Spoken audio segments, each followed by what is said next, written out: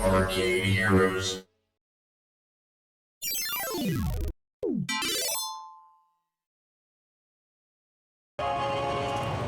Greetings, it's Adam with ArcadeHeroes.com, and we're gathered here today to celebrate marriage, or at least the Princess Bride pinball machine, as based on the 1987 fantasy movie of the same name, because it's loaded with true love's kiss and all those sorts of sappy things. We're going to be using the hearts transitions more than, well, ever, really.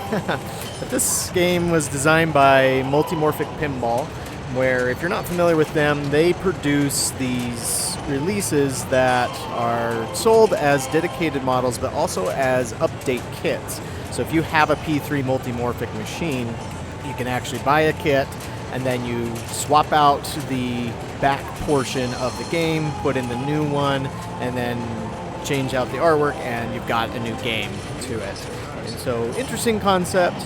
This was the first time I'd ever actually come across this, any multimorphic game.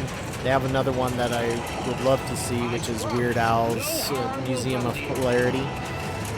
But unfortunately, they did not have that one there, just the Princess Bride and then one of their more generic ones, which I should have got some footage of, but I didn't. Now, as you can see, because most of the playfield, I'd say 3/4 of it, is a LCD display, they couldn't drill holes through that or use the very expensive LED type deal to do the flippers, so it uses these unique,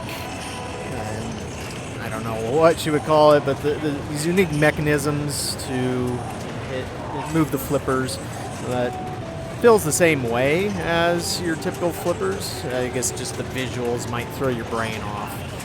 But if you're a fan of The Princess Bride, then it's hard to go wrong with this one. But even if you're not a fan of The Princess Bride, I think they did a really, really good job on incorporating the elements of the movie into the game and making for a fun and memorable experience. Now, would I like to see a fully normal pinball machine do The Princess Bride? Yeah, it's partially so. And again, they do a really good job. Very common to find out there on location. But either way, if you do come across this, would I recommend it? Oh, absolutely. I recommend giving it a try. Just due to the price, it's hard to say if this is something that I would put into an arcade, just because it's well over $10,000 on normal pricing, unless you get like a show special, but those are really hard to get because so many people might jump on that. But still very cool to see this IP, this movie finally make the jump into pinball. It's one of those movies that should have been done back in the day, but it wasn't. But let me know what you think of this one if you've played it, and I'll catch you on the next video.